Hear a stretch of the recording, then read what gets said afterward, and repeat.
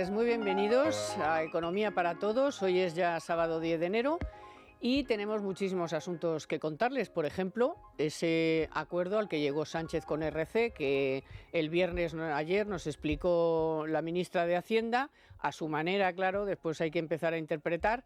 Pero bueno, a ese acuerdo de financiación, resulta que llevamos 17 años sin renovar ese acuerdo de financiación y ahora deprisa y corriendo, porque le viene bien a Sánchez, pues pacta con RC y luego pues ya se reunirá la semana que viene con las comunidades y luego ya tendrán las reuniones técnicas y luego ya veremos lo que dice el Congreso. De momento, pues casi 5.000 millones para Cataluña, más o menos unos 700 y pico millones por voto, por escaño de RC, muy bien. A Madrid se la castiga, por supuesto se la amenaza con que si sigue bajando impuestos pues ya se encargarán ellos de subirlos. En fin, un despropósito. Dicen que es ordinalidad, no es una ordinariez y una ya de verdad, o sea, obsceno. Es obsceno lo que hace este gobierno, que ya no tiene líneas ni rojas ni negras ni nada, se las salta todas. Pero bueno, vamos a ir por supuesto con ese tema. Vamos también con Venezuela, un poco más en el área económica. ¿Por qué? Pues porque allí hay muchos intereses españoles de grandes empresas, Repsol por supuesto, pero también Telefónica, también Inditex, en fin, y muchas otras. Y vamos a intentar ver un poco qué panorama se abre para estas empresas allí, que de momento se libraron del expropiese, pero no creo que hayan vivido, como se pueden imaginar, de una forma tranquila como se puede vivir una empresa, una multinacional en cualquier otro lugar del mundo. Bueno, no en todos, pero en casi todos. Y bueno, no me quiero enredar más. Vamos a centrarnos, tenemos más temas por supuesto, pero vamos a empezar ya. Economía para Todos con Carmen Tomás.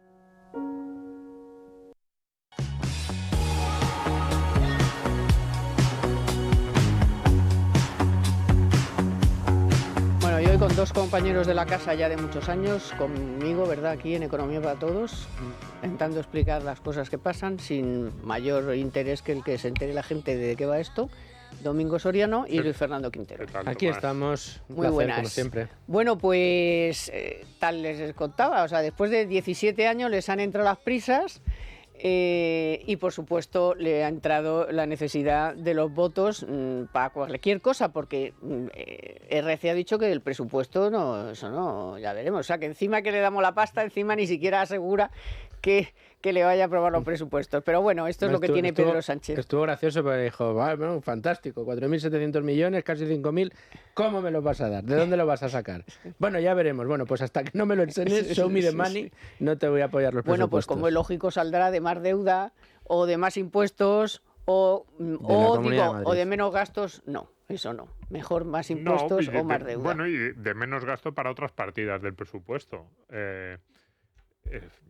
Hay lo que hay, es decir, estás prometiendo que vas a seguir subiendo determinados gastos, el más importante del presupuesto de las pensiones ya lo has prometido.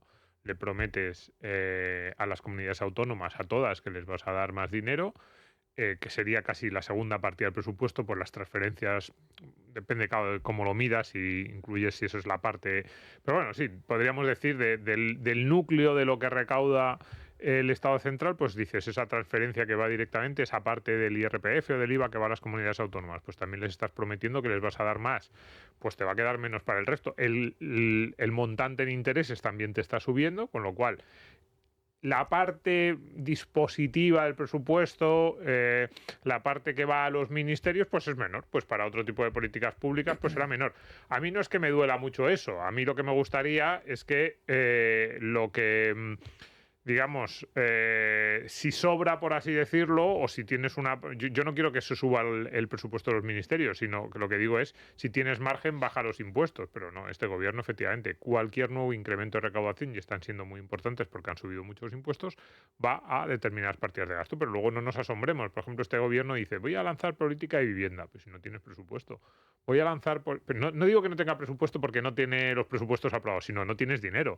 Los trenes se me quedan tirados en mitad de la nada cada 2 por 3. Pues claro, si no has invertido en infraestructuras. Digamos, España es un país en el que se han ido limitando muchísimas partidas de gasto público porque estaba todo centrado en otras partidas y en este tipo de negociaciones. Pues bueno, pues tendremos más de eso, efectivamente, más impuestos porque van a ser imprescindibles y menos dinero pues para otras partidas. Desde luego, por ejemplo, el gasto en defensa. Entiendo que Pedro Sánchez intente como gato panza arriba no cumplir con los objetivos de la OTAN, porque es que él sabe que no tiene dinero, es así. Bueno, no tiene dinero para lo que no quiere. No, pero por eso... Porque para lo que tiene, para lo que tiene sí, porque es los funcionarios, el ingreso mínimo vital, el 11%, o sea, para cosas que a él le supongan que es una vergüenza que... Son gatillos, triggers para seguir en la Moncloa. Es que es así, es una vergüenza que fardes de que el ingreso mínimo vital lo cobra tanta gente, pero bueno, es lo que hay. Es que eso es vergonzoso. Lo mires como decir que cada vez más gente cobra el salario mínimo interprofesional. Eso sí, fenomenal. Bueno, son de estas alegrías que se da al gobierno que redundan en la pobreza en la que nos están sumiendo. Pero bueno, son 21.000 millones. Son 21.000 millones de euros más para las comunidades autónomas. Pero fijaos si han bastardeado el tema de la financiación autonómica, que siendo un sistema que nunca ha quedado claro, que cada vez que llegaba un gobierno era diferente, que evidentemente las comunidades autónomas con signo distinto al gobierno que estaba en el gobierno central siempre se ha quejado de infrafinanciación, pero se seguían, digamos, unos pasos, siempre se ha seguido una cierta ortodoxia a la hora de aprobar esas nuevas financiaciones, unas reglas relativamente comunes entre todos, si había asuntos que no eran... Si se tomaban decisiones que no favorecían a una comunidad autónoma respecto a otra, eran decisiones que afectaban en cualquier caso a todas las comunidades autónomas. Pues si se cambiaba la financiación autonómica y pesaba en la ponderación más la población o la dispersión o este tipo de criterios, eran criterios que eran aplicables a todas las comunidades autónomas. Que esto también daba cosas kafkianas, como que a una comunidad autónoma se le aplicaban criterios relativos a la exposición a la mar, y esto le pasaba también a comunidades autónomas que no tenían costa. Ahora es el clima, el clima es un criterio. Pues efectivamente esto ha ido cambiando. El problema que tenemos ahora es que ya no existe ni la negociación común con todas las comunidades autónomas, ni criterios comunes para todas las comunidades autónomas, ni siquiera tratar de tener una cierta apariencia de homogeneidad a la hora de la toma de decisiones en la financiación autonómica. Ahora lo que se dice es: van a tener las comunidades autónomas 20.000 millones de euros más, pero de momento voy a ponerle 5.000 más adicionales a Cataluña, que para eso ya lo he negociado directamente, no con el gobierno catalán, sino con la oposición, con los votos que a mí me hacen falta para seguir en la Moncloa. Entonces es como, oiga usted, perdone, me acaba de decir que ha negociado entregarle casi 5.000 millones de euros más a Cataluña porque se ha reunido con una persona que ha estado en la cárcel por golpista. Le recuerdo aquel golpe de Estado del que usted prometió que traería al golpista para que fuera juzgado en España. Inhabilitado, que está inhabilitado. Bueno, pues ese señor, que es el señor Junqueras, que ni siquiera es el que gobierna en Cataluña, es el que ha negociado un desvío de presupuesto de 5.000 millones de euros adicionales para regar a Cataluña. Y además, para regar a Cataluña, ¿para qué? Porque, hombre, si me dicen, no, hombre, es que en Cataluña hay unos déficits enormes que hace falta cubrir, son diferentes. Pero si Cataluña es la comunidad autónoma que más impuestos le cobra a todos sus ciudadanos, que les acabamos de condonar la deuda pública contra el bolsillo del resto de contribuyentes, especialmente Madrid. No, pues ahora 5.000 millones negociado con Junqueras. Entonces, ¿cuándo vamos a negociar el resto de la financiación autonómica? Bueno, pues ahora ya lo haremos. El miércoles van a hacer el paripé de reunir al Consejo de Política Fiscal y Financiera, después no sé cuántas reuniones, no sé qué, después ya, si eso ya el Parlamento, ya si eso las Cortes, a ver qué dicen, pero todo esto a patada al balón, porque si entra en vigor el María Jesús Montero. Pero se ha dicho que sí, que con Cataluña la ordinalidad vale. Que esto es que cobre, o sea, si es el tercero en aportar, que sea el tercero en recibir. Ah, bueno, entonces Madrid levantará la mano y dirá, yo soy la primera en aportar, también quiero ser la primera en recibir. Entonces dice ahí María Jesús Montero, no, habrá comunidades que aporten más y reciban menos, como Madrid, y otras que reciban más. La mitad, es que recibe la mitad, claro, Madrid, pero la es mitad que Cataluña. No hay criterios comunes, no hay orden, en fin. Hay absolutamente nada. Y encima, muy importante el decir, y encima... no bajéis los impuestos, no me hagáis dumping fiscal y tal. Pero, hombre... A mí eso casi me parece lo más... Es lo más sangrante. Casi lo más sangrante, sí. Sí. A ver, el sistema de financiación... El castigo al que baje los impuestos. Claro, es que ese es el tema. A ver, el sistema de financiación es un auténtico disparate. es el que había hasta ahora vigente, el de 2007, y va a ser este. Porque el planteamiento es el mismo, es una negociación política entre el gobierno de turno y aquellos a los que necesita para que le voten las cosas y para que le mantengan la mayoría en el Congreso, con unos criterios políticos que además establecen unos incentivos perversos a las autonomías porque no les incentivan ni a gastar menos, ni a gastar mejor los recursos, ni a tener una relación franca, honesta con sus ciudadanos de cuánto les van a cobrar o no, de qué suponen las políticas, porque la relación debería ser, oye, si bajamos los impuestos, pues en teoría va a haber menos recursos, o yo puedo plantear el argumento de voy a recaudar algo más, el que suba más los impuestos puede decir yo a cambio voy a tener pues servicios públicos más mejor financiados. La clásica discusión más liberal, socialdemócrata que hay en todos los países. Nada de eso tiene que ver con el sistema de financiación autonómica que va por otro camino. Entonces, ¿por dónde debería avanzar el sistema de financiación autonómica? Pues si por algo debería avanzar, si decimos, oye, llevamos 30 años peleándonos con esto y está claro que no ha salido bien bajo ningún gobierno, vamos a establecer un principio de autonomía fiscal mucho más sólido. Es decir, que las autonomías realmente sean independientes a la hora de fijar determinados impuestos. Podríamos discutir si deben tener, yo creo que lo suyo sería, por ejemplo, el IRPF, pues competencia plena y que cada autonomía recaude. Que también se justifique con sus ciudadanos, es decir, que responda ante sus ciudadanos, que sea responsable, pero el principio real y que determine cada autonomía las reglas. Eso sí que debería ser. Pues no, vamos en el sentido contrario, es decir, reforzar la parte de la negociación política y encima a aquellos que hacen uso de esa autonomía fiscal castigarles, que a mí eso es algo que me maravilla, porque en España estamos constantemente viendo desde hace 50 años un proceso de retirada de competencias por parte del Estado central, que a mí no me molesta especialmente, yo cada vez soy más descentralizador, lo que pasa es que yo iría a más descentralización que en España desgraciadamente se quedan las comunidades autónomas, ¿no? Pero en España estamos viviendo un proceso de vaciamiento del Estado central en todo, salvo en los impuestos. Cuando hay una región, en este caso la Comunidad de Madrid, que baja impuestos, entonces a este se le dice, no, tú no puedes hacer uso de tu competencia. O sea, puedes hacer uso de tus competencias para abrir embajadas en el extranjero, para no cumplir con las sentencias sobre la lengua en las escuelas, para cualquier tipo de política nacionalista que tú quieras aprobar. Pero eso sí, si haces uso de tus competencias en la parte fiscal, además con un apoyo ciudadano masivo, porque yo creo que es la política fundamental de la Comunidad de Madrid y que es lo que ha cimentado el éxito electoral del PP de Madrid, entonces ahí te lo prohibimos. Y una cuestión importante que sí que yo creo que no debemos olvidar, por lo menos que quede dicha ahora. La gran pregunta de todo esto es ¿cuánto tiempo? Mi apuesta es que 18 meses. ¿Cuánto tiempo va a tardar el nacionalismo catalán en decir que este sistema de financiación autonómica está diseñado para robarles y para esquilmar a Cataluña? Y yo sé que alguien dirá, pero si lo han pactado ellos, también pactaron el de 2007. Es que eso para mí es muy importante. Los mismos que ahora dicen que el actual sistema de financiación les roba, los mismos que ahora dicen que es tramposo y que es un engaño a Cataluña, fueron ellos los mismos, porque el sistema, cuando hablamos sistema de 2007, llevamos 17 años, a ver si es que ese sistema salió de la nada. No, fue una negociación directa, Zapatero-ERC. Entonces, que los mismos, es que tardaron, en aquel momento, en 2007, tardaron 2 años en decir Madrid nos roba. El sistema de financiación está diseñado para engañar a Cataluña. Y que solo había 2 respuestas. O eres imbécil, porque tú lo has diseñado, o sea, tú lo has pactado, o eres un traidor a Cataluña. Estás a cambio de conseguir una serie de beneficios en Madrid o a cambio de algún tipo de componente a la que has llegado con el gobierno de Zapatero, estás traicionando a tus ciudadanos. No había más opciones. O imbécil o traidor. Pues los mismos ahora nos lo van a tener que explicar, porque en 18, mi apuesta es 18 meses. No creo que lleguen ni a 24 cuando los mismos que ahora están pactando esto nos van a decir que el sistema de financiación está hecho para engañarles. Bueno, Junts ayer ya dijo que no lo piensa votar y que le parece una basura y que es muy poco y que eso no es lo que... O sea que, bueno, hay una parte del nacionalismo que ya ha dicho eso y todavía no hemos empezado a hablar, ni a negociar, ni a nada. O sea, ya ha dicho que eso... Que eso es muy poco, que eso no cubre nada. Sí, les han dicho que sí a la Hacienda Pública Catalana, que Hacienda propia. Que quieren el cupo. Que quieren el cupo.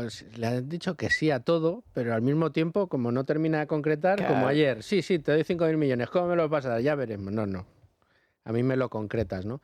Pues sí, estoy con Domingo. Tardará un poco en decir que hay que pedir más y mientras seguirá sucediendo lo que estamos viendo, que Cataluña es la región que más dinero recibe, la región que peor trata a sus contribuyentes porque es la que más está sangrando, porque no se puede llamar de otra manera, a sus ciudadanos y empresas, y que además está dotando de los peores servicios públicos de España a sus ciudadanos, porque la sanidad es deficitaria, las pensiones son deficitarias, la educación está a la cola en los informes PISA, no tienen servicios públicos de calidad en absoluto, y lo que está haciendo es expulsando talento y empresas de la región en lugar de atrayéndolas. Que cualquier gobierno en su sano juicio diría, pero si la gestión que estáis haciendo es nefasta, empieza a cambiar la gestión para que atraigas riqueza e inversiones y entonces ya cambiaré te dejaré más recursos para que mejores tu situación. Bueno, empieza pero por bajar los impuestos. Empieza por cambiar las cosas. Que por cierto, citamos Madrid porque nos pilla más de cerca, pero ojo, Andalucía, por supuesto las del PP, claro, Castilla y León, en fin, que hay muchas otras autonomías que también están haciendo eso. ¿Les van a penalizar también? ¿Castilla y León van a penalizar también? Claro. Sí, y por cierto, la disyuntiva yo no creo, bueno, podríamos matizarlo. Iba a decir, no creo que sean ni imbéciles ni traidores. Lo que creo es que el planteamiento previo es falso. Cuando dicen es que este sistema está diseñado para engañar, robar o esquilmar a Cataluña, eso es lo que es mentira. Ellos sabían perfectamente lo que pactaban en 2007 y en 2007 pactaron un sistema que les beneficiaba mucho. Lo que pasa es que cuando 2 años después son tan malos gestores, como está describiendo Luis Fer, que estoy completamente de acuerdo, para excusar su pésima gestión, entonces dicen, nos están robando con el sistema que yo he pactado. Pues eso es lo que van a hacer. Como van a seguir siendo pésimos gestores, dentro de 2 o 3 años Cataluña seguirá a la baja, las empresas seguirán yendo, las inversiones seguirán no llegando, y entonces dirán, hay 2 opciones, o admitir lo malos que somos gestionando, o volver a señalar hacia Madrid y a decir quién nos está robando con la financiación. Una brevísima pausa para hablarles de algo del Banco Santander. En todo el mundo las personas toman decisiones financieras a diario. Las nuevas herramientas digitales han simplificado y de hecho lo han hecho más intuitivas muchas tareas financieras, aunque también exigen, es verdad, nuevas competencias y conllevan nuevos riesgos. Banco Santander ha hecho público los resultados del estudio El valor de aprender, perspectivas globales sobre educación financiera, que ha sido presentado en Londres por Ana Botín. El informe revela que los españoles ya valoran la educación financiera por encima de algunas asignaturas tradicionales. El estudio, elaborado a partir de 20.000 encuestas en 10 países, señala que el 86% de los encuestados nunca recibió educación financiera en la escuela. Y aunque más de la mitad de los españoles cree saber de finanzas, ojo, solo el 26% acierta con una pregunta básica, por ejemplo, sobre inflación.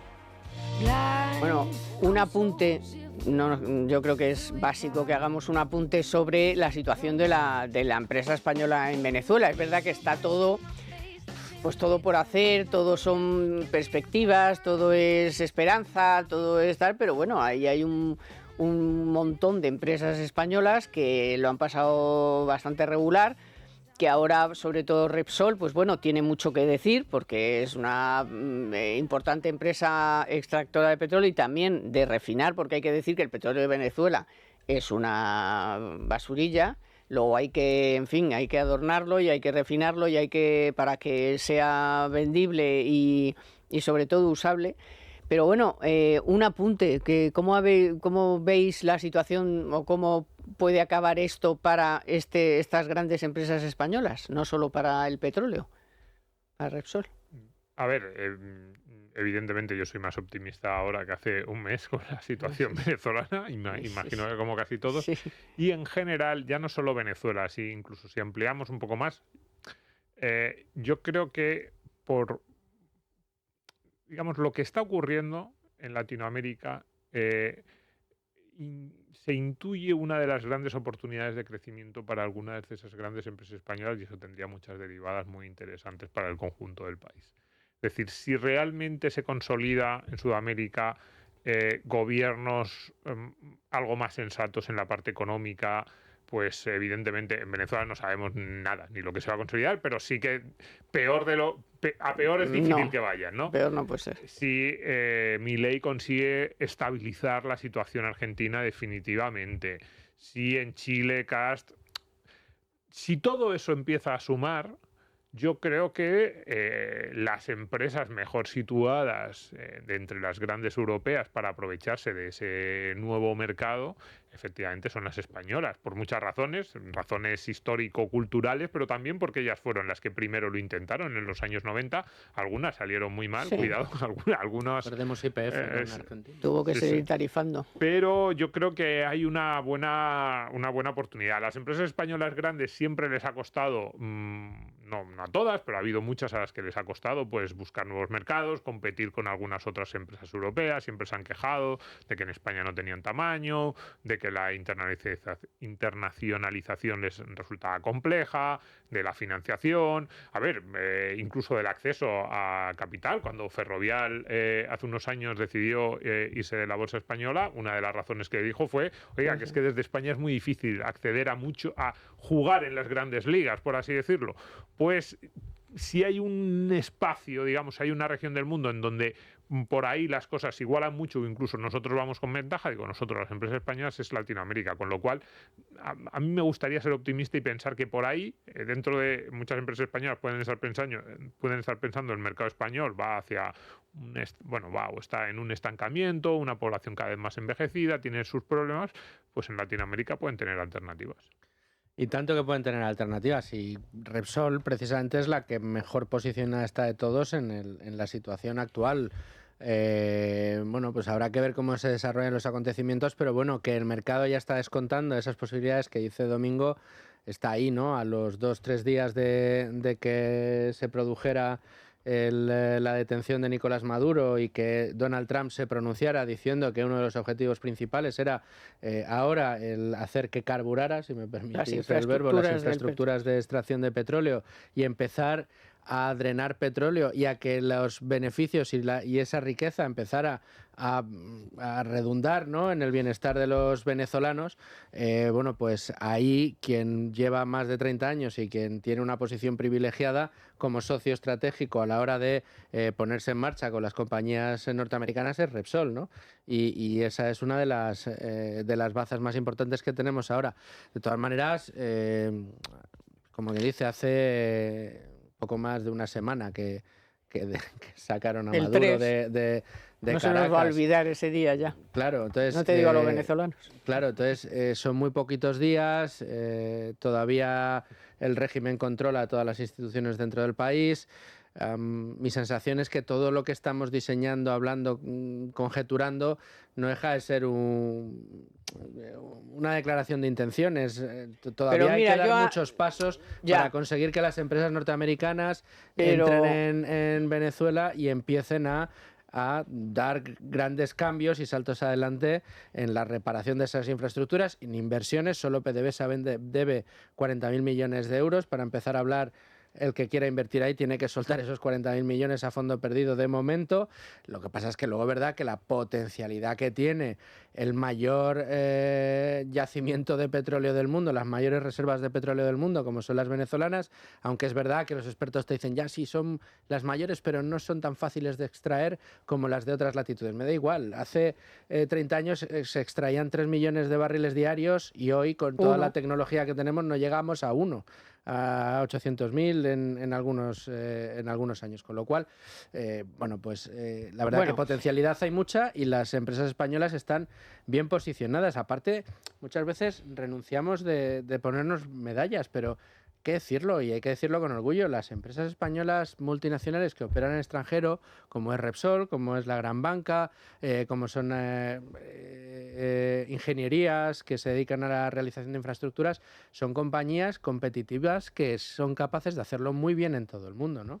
Tenemos que sacar pecho, tenemos unas empresas maravillosas. Y luego, mira, si después de hablar con gente de la oposición venezolana que está en España y ellos son súper optimistas y te transmiten la idea de que, bueno, pues va a costar, porque nadie ha dicho que sea fácil, pero están súper optimistas, pues no vamos a estar nosotros derrotistas. Así que pensemos que de aquí en adelante todo va a ser para bien y que esta gentuza va a salir de ahí. Bueno. Hombre, y el mapa que dibuja Domingo, ojo, que tenemos a Milei en Argentina, a Kast en Chile. Si la cosa cambia como debe cambiar en Venezuela, empezamos a ver un eje que se mueve y mucho en este continente, un continente muy rico en recursos y con unas capacidades económicas enormes. Es Bueno, y decir, Petro tiene elecciones no dentro de Sí, mucho. y esos países además tienen que en otros países sudamericanos y centroamericanos no pasa igual. Estos países, Chile, Argentina, Venezuela, tienen clases medias,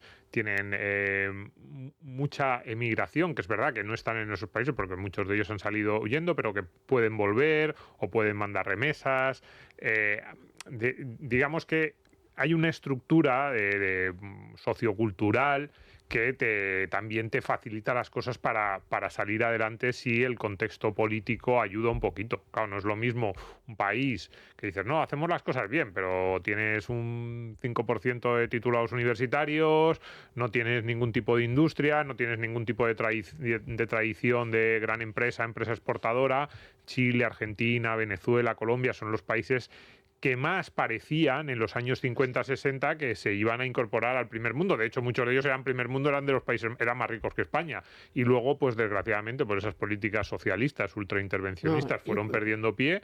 Y el narco, ojo, el narco les ha destrozado a todos. Entonces, Ecuador incluido, Correa y el narco. Ahora, ¿cómo está Ecuador? Que está una persona que intenta hacer las cosas bien, pero es que el Estado está penetrado totalmente con el narco, que ha pasado lo mismo en Colombia, en México, en todas partes. Muy complicado, pero digamos que esa historia de país de clases medias que ellos tenían, si uno ve las películas de los años 50 y 60 y se asombra.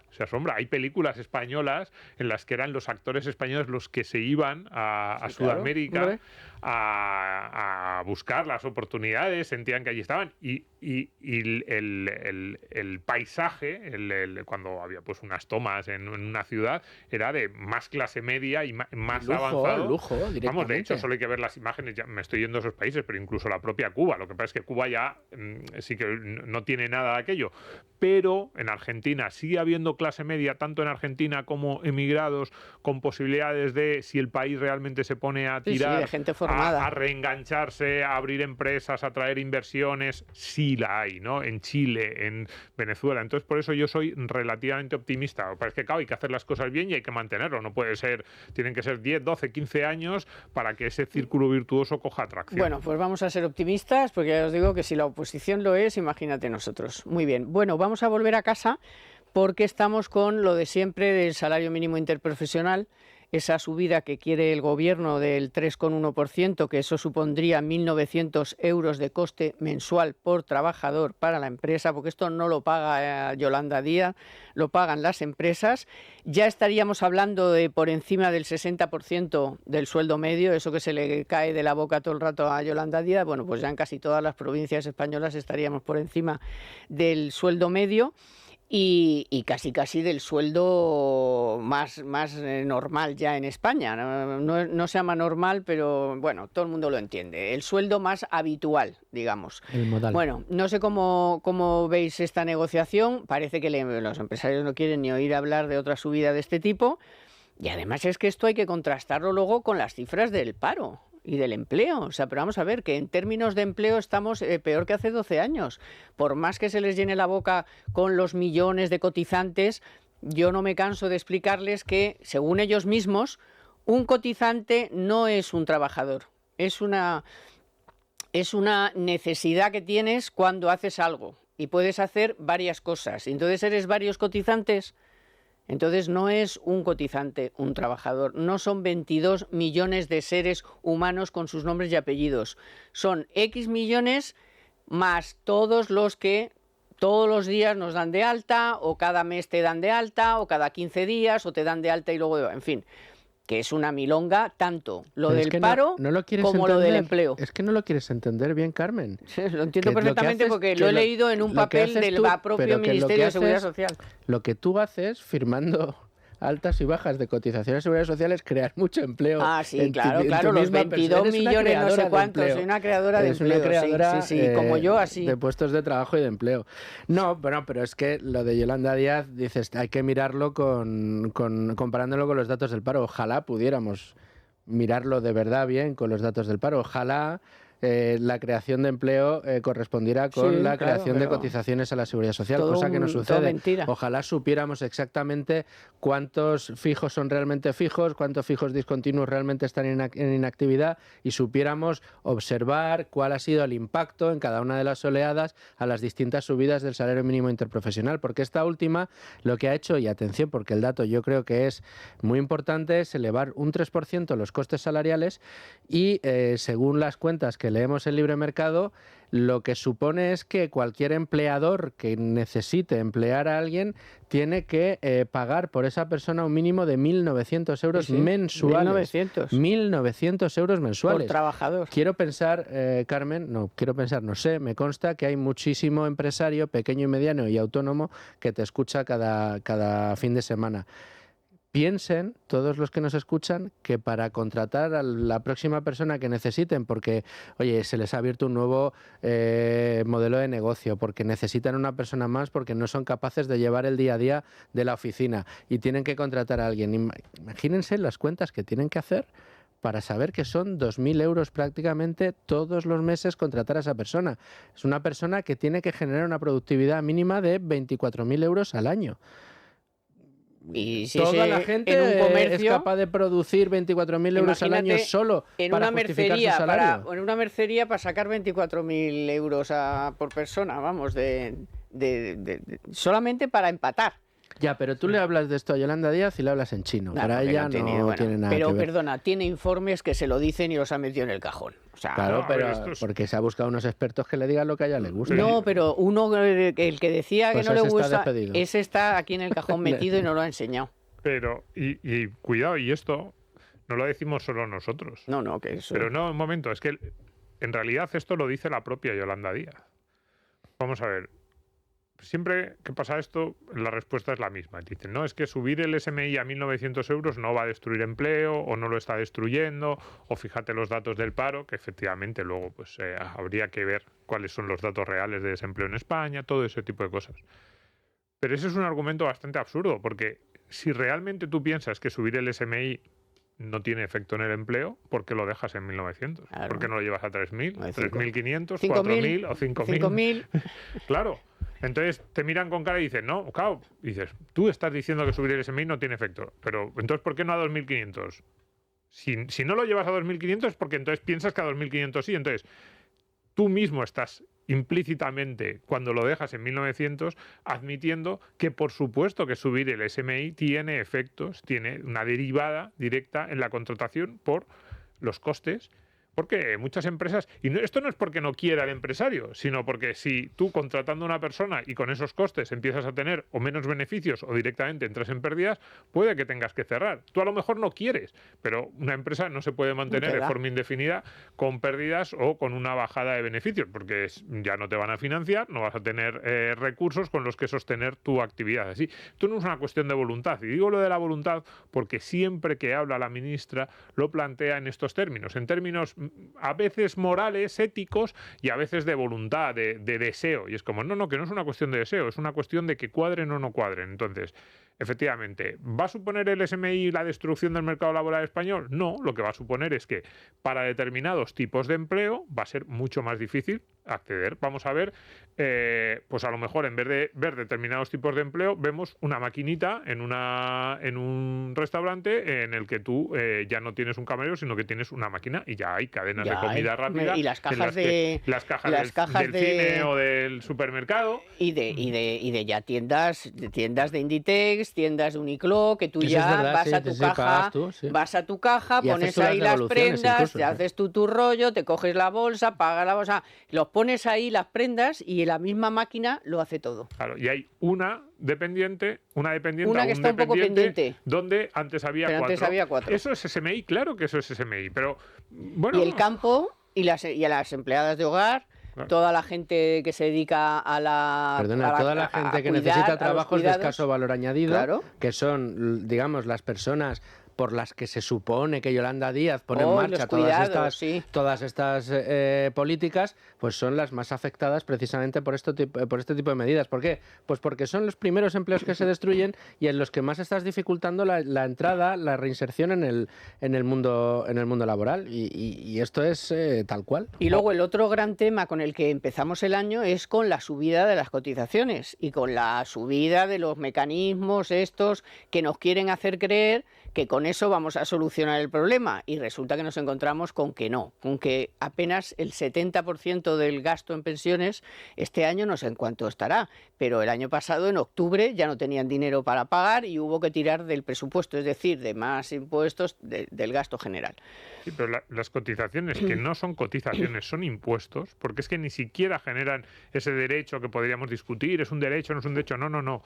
Los 3 nuevos impuestos no cuentan. Que se sacó de la manga el ministro Escrivá, el mecanismo de equidad intergeneracional, la cuota de solidaridad y la subida de las bases máximas por encima de la pensión máxima, no son cotizaciones porque no generan ni un euro de derecho futuro. Son impuestos nuevos que, como tú dices, encima no van a servir para cerrar el agujero, pero están ahí, lo que hacen es incrementar los costes laborales, que hay muchos más, por cierto, que cuando yo digo esto de las maquinitas, que efectivamente, pero ¿qué es el SMI o qué es ya no solo el SMI, sino es el conjunto, la subida de los costes laborales? Es, oye, pues fíjate que a no sé quién le han hecho un contrato de tiempo parcial, solo 6 horas al día o solo 4 horas al día, pero tiene que estar más tiempo del que figura en el contrato. Eso es SMI.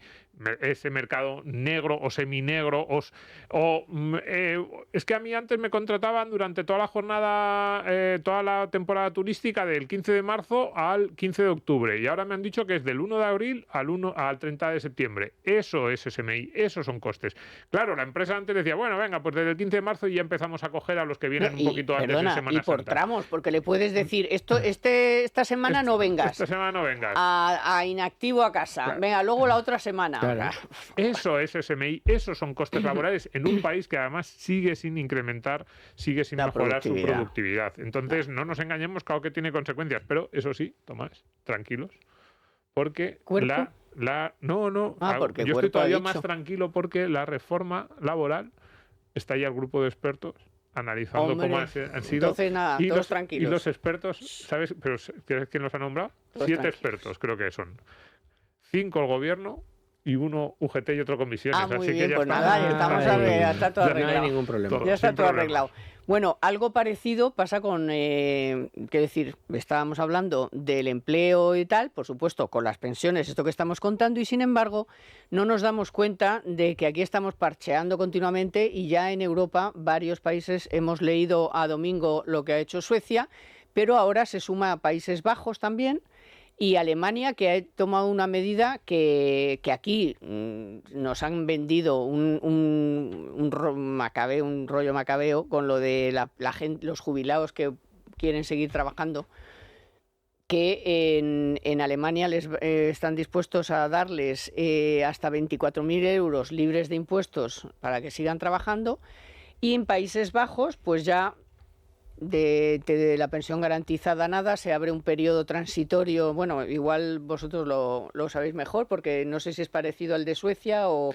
Quiero decir, el fin es el mismo, fin es el mismo. Cada una de las medidas es diferente y tiene implicaciones diferentes. A ver, la de Suecia es bueno, lo que hemos escrito, salía un informe de la Universidad de las Hespérides de nuestros amigos Daniel Fernández y Santiago Calvo, muy interesante sobre algunas de las mejores reformas que se han hecho en los últimos años. La de Suecia tenía 30, casi no 30, porque es de comienzos de los años 90, y un poco ideas para que se podrían aplicar en España. Aquello, claro, fueron unas cuentas nacionales que era básicamente pues tratar de hacer sostenible el sistema de reparto, garantizando a cada pensionista más o menos, por así decirlo, lo que había cotizado a lo largo de su etapa laboral. Claro, es una reforma que necesita un periodo de transición, necesita acuerdo político y que implicaría recortes en las futuras pensiones de los que fueran a cobrar. Esto hay que decirlo, haría el sistema más sostenible, pero lo haría a través de un sistema que también sería más exigente, por así decirlo, en las condiciones de acceso. Yo creo que es un modelo bastante interesante. Tampoco sé si estamos ya a tiempo, porque probablemente hace 15 o 20 años sí, ya es más complicado. Pero te deja más dinero libre a ti para que tú ahorres, ¿no? Sí, Con sí, beneficios porque fiscales. Claro, dice, yo te voy a dar 500 euros, ponte, ¿no? Te voy a dar 500 euros, el resto para que cumplas con la vida que quieres llevar, pues es ese dinero que te queda. Yo te voy a quitar X por esos 500. Claro, mucho menos de los que nos quitan ahora. Claro. Y el resto, pues tú te lo manejas. Algo así. Sí, bueno, luego la parte de Alemania, no solo Alemania, sino... Alemania también lo hizo ya, Sí, no, Con- pero digo, los incentivos para que los trabajadores mayores sigan trabajando, a mí esa es una parte, a mí me gusta esa idea y el ministro Escrivá la planteó y me parecía de las cosas que planteaba Escrivá junto con lo de los planes de empleo que luego no se han desarrollado, pero Cero. la parte de los incentivos para que las personas mayores sigan trabajando me parece interesante, pero desde el punto de vista financiero presupuestario tiene las patas muy cortas, porque la gente si sigue trabajando es porque está bien y porque le gusta su trabajo y por muchas cosas, pero también porque financieramente les sale rentable. Es decir, sea cual sea el incentivo, pues como los que aquí planteaba Escrivá, de compatibilizar sueldo, pensiones, de un extra en la pensión, da igual cual sea, o el incentivo o el castigo, porque aquí también lo que se hizo fue penalizar mucho las jubilaciones anticipadas, pero al final para que la gente decida seguir más tiempo trabajando, para que la gente acomode el momento de su jubilación, te tienen que salir las cuentas, con lo cual te vas a ahorrar realmente poco, porque lo que te ahorras por un lado, que es que durante unos años le pagas menos pensión o no le pagas pensión porque está trabajando, lo vas a tener que gastar luego con una pensión más alta, porque ese es el incentivo que le das. Le dices, trabaja un poco más y luego en el futuro te pagaré más pensión. Desde el punto de vista financiero, yo creo que no suele ser demasiado, o sea, no te aporta demasiado al conjunto del sistema, pero sí me parece interesante porque hay muchas otras derivadas del mercado laboral, desde el punto de vista vital, desde el punto de vista de país, social, Oye, tener a esos y trabajadores. 24.000 euros libres de impuestos. Hombre, ¿no? eso a mí Porque también me aquí gustaría. es que, ¿no? aquí es que sí, no, que sí un porcentaje, que si no sé qué, que creo que entraba en vigor ahora en enero del 26, el darles un porcentaje a los nuevos, porque encima a los antiguos no les cuenta, o sea encima llevas 3-4 años ya en jubilación activa y a ti no te lo aplican. Se lo aplican pero al que a partir de ahora se jubile activamente. Lo de Alemania yo creo que es que los 2.000 primeros euros que estás... Además, la de Alemania no me la he mirado tanto como la de Holanda y Suecia, pero por lo que he leído es que los 2.000 primeros... Me ha parecido entender que son que los 2.000 primeros euros mensuales que ganes están libres de impuestos, que no está mal, es un muy buen incentivo. Quiero decir que sí, que está muy bien. Hasta 24.000. Hasta 24.000 al año, por es eso. un incentivo muy bueno. De todas maneras, yo no sé cómo nadie plantea, y esto es una conversación que, Domingo, yo creo que hemos tenido tú y yo más de una ocasión con alguno de los invitados de Tu Dinero Nunca Duerme, que una de las medidas que serían revolucionarias, y yo creo que su impacto fiscal tampoco sería demasiado gravoso, ahora mismo está recaudando entre el 4 y el 5%, si no me falla la memoria, de la recaudación total de impuestos, sería eliminar por completo la tributación de las rentas del ahorro. O sea, tú lo que estás invirtiendo después de lo que ahorras, tú lo inviertes y lo que ganas con eso, aunque estás invirtiendo en lo que te ha quedado después de pagar impuestos, también te cobran impuestos por los beneficios que te da. Entonces, esto que es absurdo, sucede, y entonces te cobran por los intereses que obtienes en renta variable, por los ya sabemos cómo es la tributación de los planes de pensiones. Oye, pues todo el ahorro que llevas invertido y los beneficios y las rentas que te genera ese ahorro que has invertido debería estar exento de impuestos. Si eso fuera así, si eso estuviera exento de impuestos, ¿sería o no sería revolucionario? ¿No estaría todo el mundo intentando invertir para el futuro poder tener todas las rentas de ese ahorro invertido? Pues sería absolutamente revolucionario. No tendría tanta tensión el sistema público de pensiones y no haría falta poner exentos los 2.000 primeros euros si te jubilas y sigues trabajando, si no te jubilas y sigues trabajando. Todo este tipo de medidas no tendría sentido porque la mayoría de la gente vería un incentivo tan grande el que te quitaran todos los impuestos de las rentas del ahorro, que sería fantástico. Hoy las rentas del ahorro representan el 4% de la recaudación. Y yo creo que es una medida que se podría plantear, pero creo que por mucho entusiasmo que le pongamos no lo vamos a ver. Nadie tiene narices para hacerlo, ningún gobierno lo ha hecho y este no lo va a hacer y el que venga vaya usted a saber, porque aquí hay que pegar. Ya están diciendo, no, que no vamos a hacerlo de ampliar los años del cálculo a 35, ni de broma, ni de broma. Ya se están curando en salud y todavía no hemos empezado a hablar.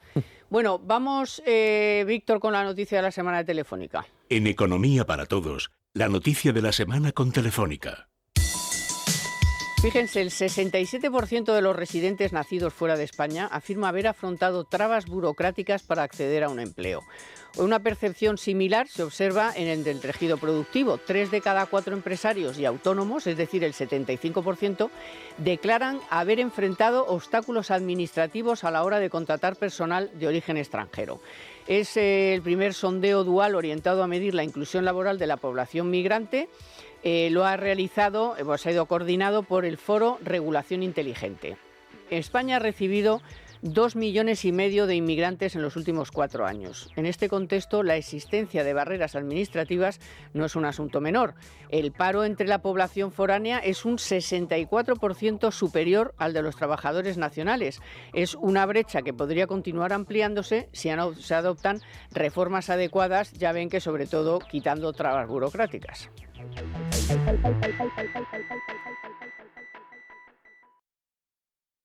En Economía para Todos, la noticia de la semana con Telefónica. Y por fin han llegado, ya están aquí las rebajas más esperadas, las rebajas del Corte Inglés, con lo mejor en deportes y en moda para hombre. Así que atención, chicos, es el momento perfecto para empezar tu lista de buenos propósitos de Año Nuevo. Por ejemplo, prepárate y ve a por todas con una selección en calzado deportivo al 40% en marcas como Nike, Adidas, Puma. En textil deportivo tienes también un 40% de descuento en Nike, Adidas, Under Armour, Puma, North Face, en fin, Quicksilver también. Y para que te dediques a tu deporte favorito, pues hay una selección de palas de pádel con hasta 50% de descuento, o de textil de Boomerang también con un 50%. Y si lo tuyo es la montaña, pues descubre la equipación de Mountain Pro con un 40% de descuento. En moda para hombre, pues prepárate para la elegancia de los trajes y blazer de Emilio Tucci con hasta un 40% y la prenda exterior de Joyce con el mismo descuento. En Dustin tienes una selección de camisería y punto por solo 35,95 euros y si te llevas 2, pues 65 euros. Aprovecha para ponerte cómodo con el 40% de descuento en pijamas de Mirto y Armani, los calcetines de Boss, Punto Blanco y Levi's y el 30% de descuento en la ropa interior de Punto Blanco, Julio y Boss. Las rebajas del Corte Inglés, no te las pierdas hasta el 28 de febrero en tienda, web y app.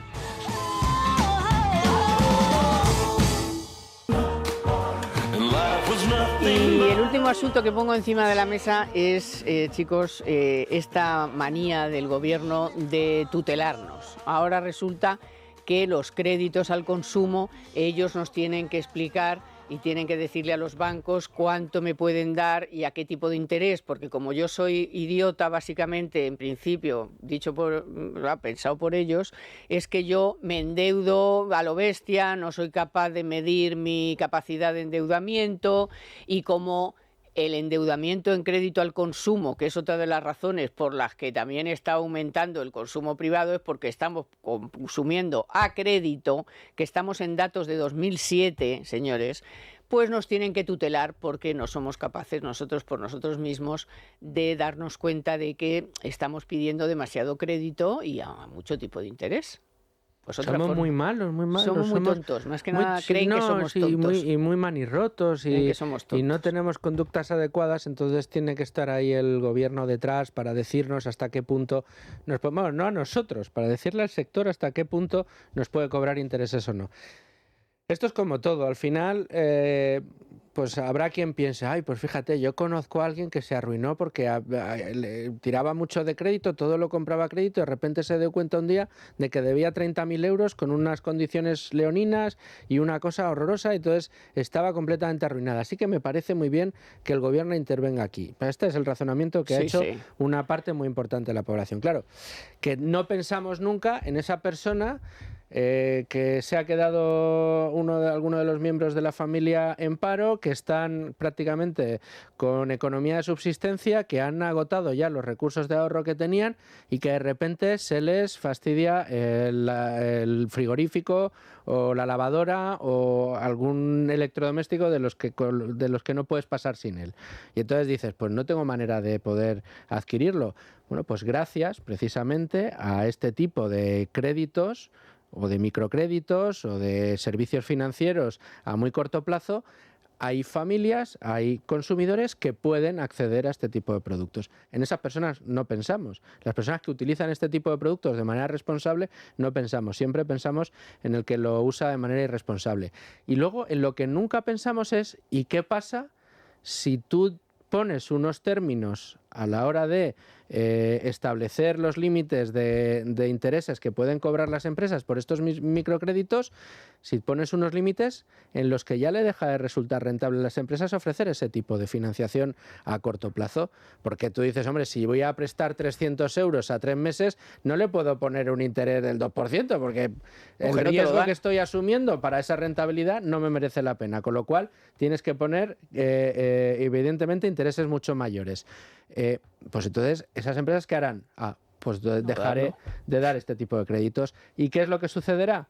Que todo ese ecosistema que de verdad se quiere evitar, que es el negro, que es el prestamista de barrio, que es el prestamista que no está auditado por el Banco de España, que también la van a ver. O a las familias, pues van a ser los que van a entrar dentro de este sistema. Esto tampoco se ve por parte del Ejecutivo. Al final, estas ganas de ser nuestros papás y nuestras mamás en nuestra propia cama, al final genera una serie de efectos perversos terribles, por no hablar del negocio que rodea precisamente el impago de los créditos al consumo, que es toda una industria y un negocio que hay detrás, que genera puestos de trabajo, que genera también mucha riqueza y dinero, y que tiene que ver pues con los paquetes de deuda dudosa que tienen las grandes entidades financieras y que los venden a aquellas empresas que se dedican a recurrirlos, a tratar de salvarlos y a obtener una rentabilidad por ellos. Con tantos ministerios que gastan tanto en publicidad, pues en vez de tomar este tipo de medidas,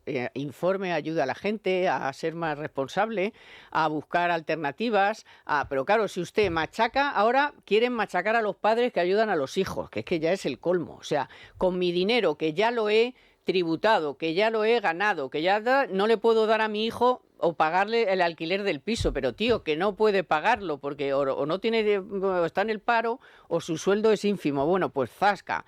Que si de un bizum, no sé qué, zasca. Tienes que poner 3 o 4 cosas porque si pones una quinta, la quinta ya huele mal. O sea, ¿pero qué es esto? Sí, a ver, yo sobre el crédito, nosotros en el programa, en Tu Dinero Nunca Duerme, en nuestros cursos, en formación, le decimos yo le digo a nuestros alumnos que es un tipo de crédito que en general desaconsejo muchísimo. Claro, es decir, creo que bueno, no suele ser buena idea para una familia meterse en este tipo de créditos. Hay gastos que si no puedes hacer porque no tienes el dinero, el consejo siempre es ahorra primero y luego te lo gastas, no te lo gastes primero y luego pidas un crédito, porque el más típico es el de las vacaciones. No te puedes ir de vacaciones a crédito. Si te quieres ir de vacaciones tienes primero que ahorrar y luego que irte de vacaciones, ¿no? Que además son consejos que muchas veces los alumnos te miran un poco con cara de ya está aquí el aguafiestas. Pero, dicho esto, si hay que solucionar la parte del crédito al consumo, yo estoy de acuerdo contigo, decías información, Tomás, tiene que ir mucho más por la información que por la prohibición, porque la prohibición, muchas de las cosas que ha dicho Luis Fer, mucho cuidado con tratar desde una posición completamente ajena a la de esas personas que en muchas ocasiones tiran de ese tipo de crédito, fijarles cómo tiene que ser su vida. A la gente no le gusta pagar un 20 y tantos % de interés por un crédito a 2 meses. No le gusta. Aunque sea a 2 meses probablemente no sería el 20 y tanto, que sería anualizado, pero va a pagar un interés importante. Cuando la gente hace eso, ¿puede haber una parte que es falta de información? Sí, bueno, pues eso a lo mejor tienes que decirle al Banco de España, oye, haz más claros las condiciones, pero más claro no es que te den un nuevo folleto a firmar de 26 hojas que te llega el PDF al ordenador y le dices firme aquí y hace pum, firmar en todas las páginas y tiras, porque normalmente las exigencias de más información acaban siendo simplemente que te dan folletos cada vez más largos que no te vas a leer igual que no te leías el anterior que era más corto y que sirve para proteger sirve de excusa a las entidades que lo hacen mal y que cuelan en la letra pequeña las condiciones más onerosas. Entonces no, la información clara ahora seguro que hay maneras de ofrecérselo al consumidor de una manera más sencilla y que realmente vea cuáles son las condiciones. Pero mucho cuidado, porque este tipo de créditos, que a lo mejor desde mi situación, pues yo digo, no, pues eso, yo le digo a mis alumnos, no os metáis en estos líos, de repente empieza a haber situaciones como las que está describiendo Luis Fer, y hay mucha gente que te dice, oye, yo no pago estos intereses o no accedo a estos créditos porque me guste, sino porque no tenía otra opción. Y ya sé, te dirían muchas de esas personas, que tengo que salir de esta situación cuanto antes, que esto tiene que ser una excepción, que puede ser para casos muy puntuales, pero es que para mí, en esta situación, para ese caso muy puntual, puede ser realmente esa ayuda. Decía Luis Fer, un caso que puede ser muy habitual, una persona que no tiene ingresos y que de repente tiene una avería muy importante en un electrodoméstico esencial y que dices, es que tengo que cambiarlo, pero podemos pensar también en alguien que se ha quedado sin trabajo o que en un momento dado dice, es que mi única manera de reengancharme al mercado laboral es desde comprarme pues no sé, una furgoneta de segunda mano, hacer un curso, un ordenador o 3 trajes que es que necesito para ir a las entrevistas.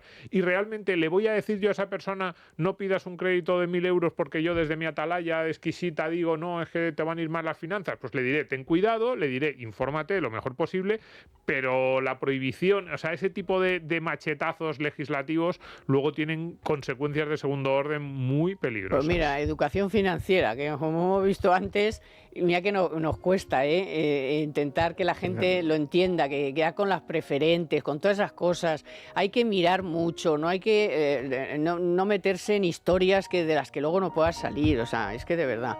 En fin, pero nosotros seguimos. Matar moscas a cañonazos. Nosotros seguimos. Y que aquí, digamos, que yo estoy aquí y me dices, las tarjetas revolving. Pero, o sea, aléjales, pero, o sea, lo con más un palo largo. Y con un palo largo, posible, eso, claro. es un producto, vamos, horrible, que no sirve a nada. Entonces yo a eso sí, pero una cosa es estar aquí y decir, dar estos consejos, o incluso que en la información sobre ese tipo de productos se vean claramente cuáles son las condiciones, y otra cosa es prohibirlo. Tenemos la obligación, además, de hacerlo. Bueno, gracias Luis Fer. Un placer. Gracias Domingo. Muchas gracias.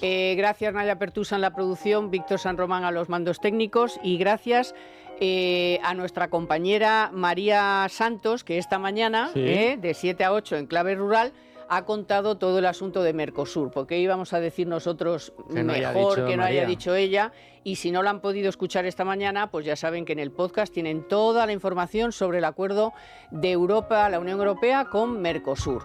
Y ya saben que ahora nos ven en YouTube, ya estamos ahí todos como fieras, todo el equipo. Economía para todos, por supuesto, y tu dinero nunca duerme. Y volvemos el próximo sábado y que tengan buen fin de semana. Economía para todos con Carmen Tomás.